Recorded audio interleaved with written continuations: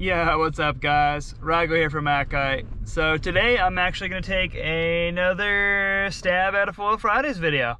So I have been doing a few different kites down here. I got my hands on a UFO and as well some surf kites like a drifter, the Roam, etc. And I wanted to do a quick comparison. You know, I'm still more of a kite guy, so that's the realm where I feel the most comfortable talking about things over like the foils and aspect radios and all that tech stuff that Tucker talks about.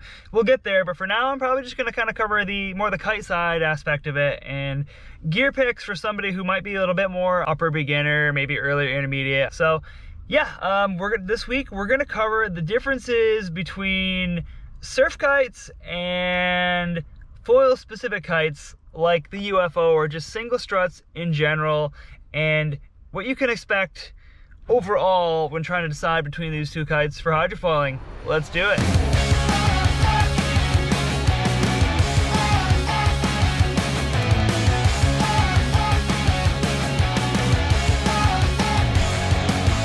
So my take so far is, when it comes to deciding between these two, there are some benefits going for the single strut kites that have come a ways in the last few years versus the surf kites, which are extremely developed and pretty incredible at this point.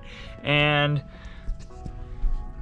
what I find is, personally, just to get my personal bias out of the way, because these videos are never about specifically, you know, what my take is, it's more about giving the options and what you should consider.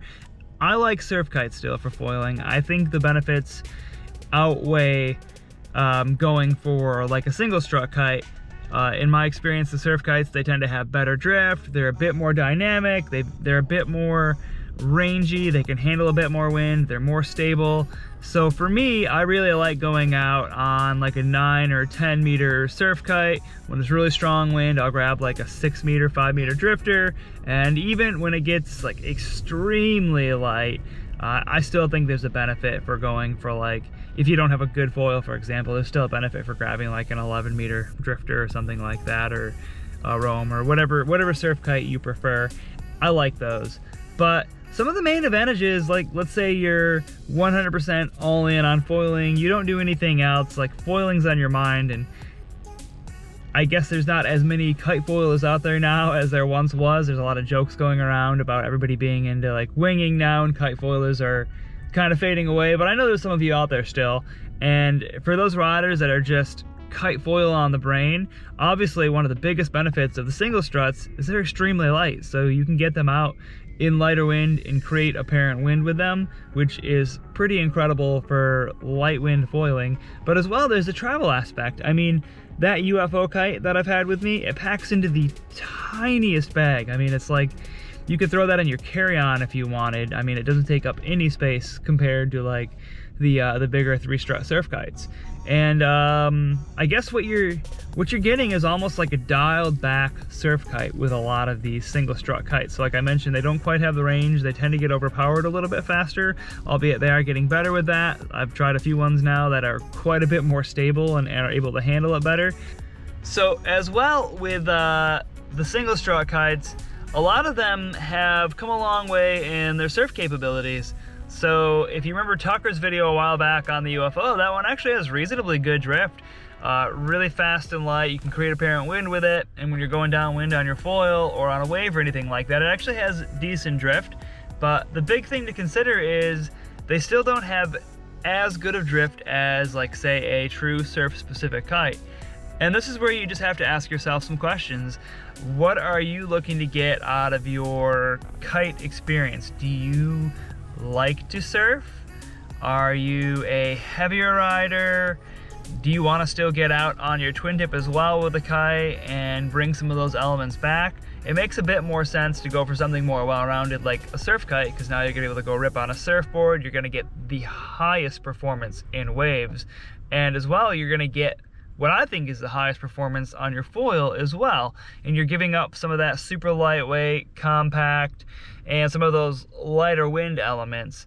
And with a single strut, obviously if you're only foiling and foiling is your favorite thing to do, or let's say you're a lighter rider and you want to get out and do some light wind surfing, the foil kites actually work or sorry, not the foil kites, the single strut kites actually work well for lightweight riders who want to get out in the surf as well. So that's kind of the main considerations really. It's not too complicated, it's just that a surf kite is more refined, pretty amazing tool. Single strut kite, more simple but really fun, and they are really popular. And I know there's a ton of kite foilers that are out doing the no strut kites, single strut kites. So yeah, basically if like foil is your only game, that's a great option if you want something more well-rounded, or if you're on the fence about it.